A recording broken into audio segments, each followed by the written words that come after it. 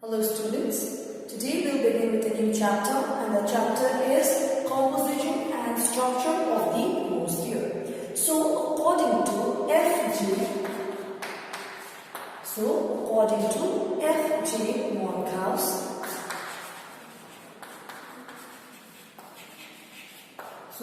F.J. Monkhouse, the atmosphere is the thin layer of gas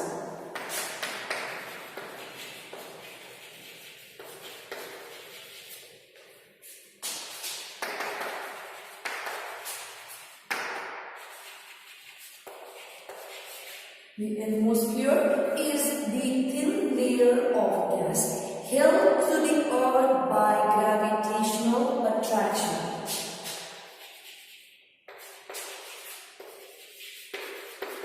Held to the earth by gravitational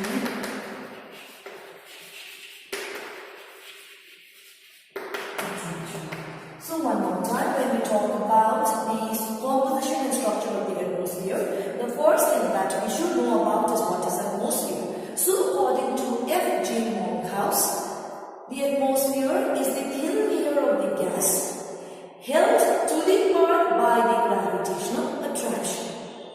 Also we can see that the earth is a deep blanket of gases.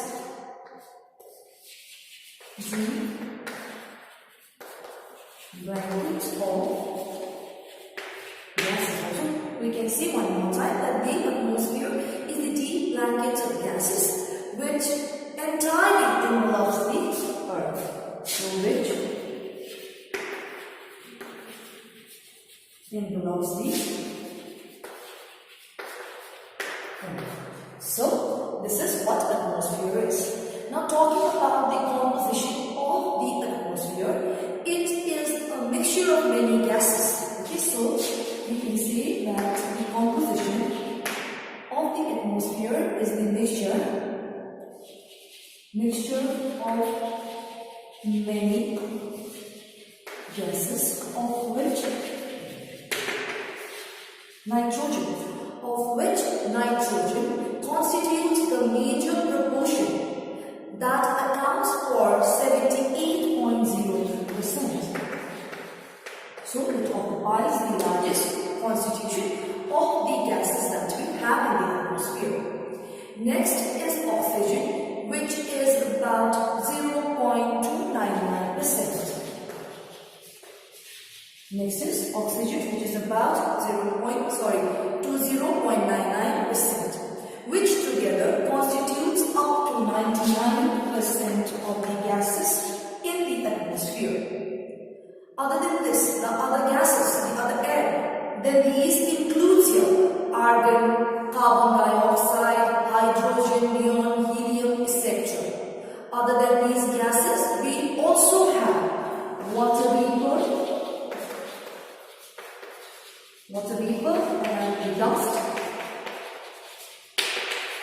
particles present in the atmosphere. Moving on, let us now talk about the structure of the atmosphere. Our atmosphere can broadly be divided into the following layers.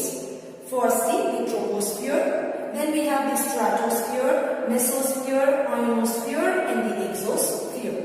Firstly, let us begin with the troposphere. This layer is the lowermost layer of the atmosphere. As you can clearly see, this is the lowermost layer of the atmosphere. Its average height is 16 kilometers. Actually, it is 8 kilometers at the poles and 18 kilometers at the equator. Here, temperature decreases with height in this region. So, temperature here decreases with height.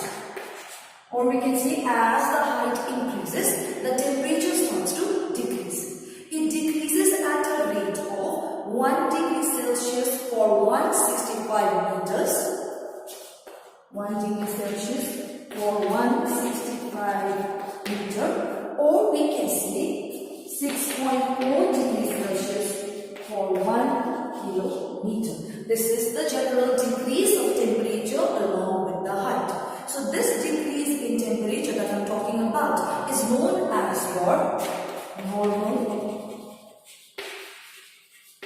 lapse rate. So one more time. When we talk about troposphere, it is the lowermost layer. Here the temperature decreases with the increase in the altitude. The decrease could be 1 degree Celsius for 165 meters, or it could be 6.4 degrees Celsius for 1 kilometer. This decrease in temperature and increase in height is known as your normal lapse rate. This is the most important layer for humans because this layer contains dust particles and over 90% of the water vapor is constituted in this layer, that is troposphere. All the important atmospheric processes leading to various climatic and weather changes, weather conditions takes place in this layer, that is the troposphere. Well, the uppermost limit of the troposphere separating the stratosphere. So the uppermost limit of the troposphere, starting the stratosphere from the troposphere, is known as tropopause. This is known as tropopause. This is a very thin and unstable layer. The temperature stops falling. It is minus 80 degrees Celsius over equator and minus 45 degrees Celsius at the poles. One more time. As you reach the tropopause, what happens is the temperature stops falling. Here we are seeing the higher you are climbing, the temperature is falling. But as soon as you reach tropopause, the temperature stops falling and the temperature comes up to minus 80 degrees Celsius in case of equator, whereas it comes up to minus 45 degrees Celsius in case of the poles. Moving on, let us now talk about the next layer, that is the stratosphere. So talking about the stratosphere, it extends up to a height of about 50 kilometers. It is thicker at the poles than at the equator. The temperature remains almost constant in its lower portion up to a height of about 20 kilometers. So up to a height of about 20 kilometers, the temperature remains more or less constant. Okay, till here the temperature remains more or less constant. Afterwards, it gradually increases up to a height of about 50 kilometers due to the presence of the ozone gas. Because of the presence of the ozone gas, here what happens is temperature increases with the increase in height. In the first layer we said temperature decreases with the increase in height. In case of stratosphere, after it crosses 20 kilometers, okay, the temperature starts to increase along with the height.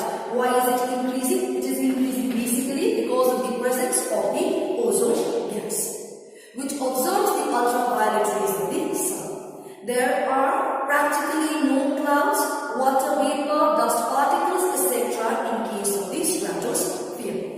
The uppermost layer of the stratosphere is known as stratopause.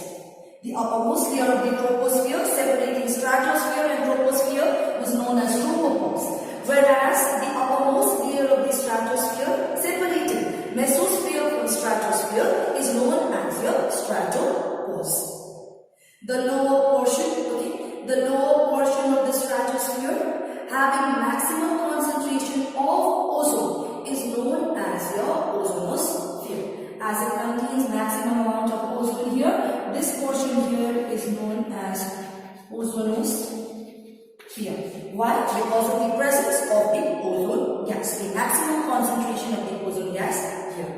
Let us now move on to the third one, that is the mesosphere. Now talking about mesosphere, it lies above the stratosphere and extends up to a height of about 80 kilometers. Here the temperature decreases with height and falls down to about minus 100 degrees Celsius at the height of about 80 kilometers. So it reaches up to minus 100 degrees Celsius here. Here what I am saying is that temperature decreases with height. Here temperature increases with height. Here again what is happening? The temperature is decreasing with the increase in the height. So the opposite is happening in each layers. Now, the upper limit of the mesosphere is known as your mesopause. So this layer is your mesopause. The layer that separates ionosphere from mesosphere, or we can say the uppermost limit of the mesosphere, is known as your mesopause. Let us now move on to the next layer, that is the ionosphere. So it extends for about 80 to 400 kilometers, okay, from 80 to 400 kilometers, and lies above the mesosphere. Here it contains, electrically charged particles which are known as ions.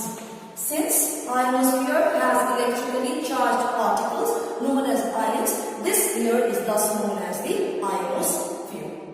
Here in this layer, the radial waves transmitted from the earth, are reflected back to the earth itself.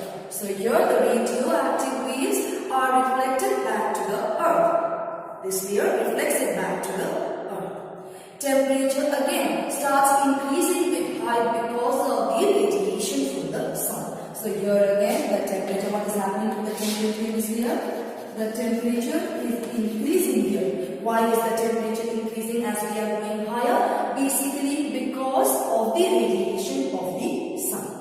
Now the last layer that we have, the uppermost layer that we have, is your exosphere. Now talking about the exosphere, this is the uppermost layer extending beyond the ionosphere above the height of about 400 kilometers and is known as the exosphere. Above 400 kilometers, the layer that extends is known as your exosphere.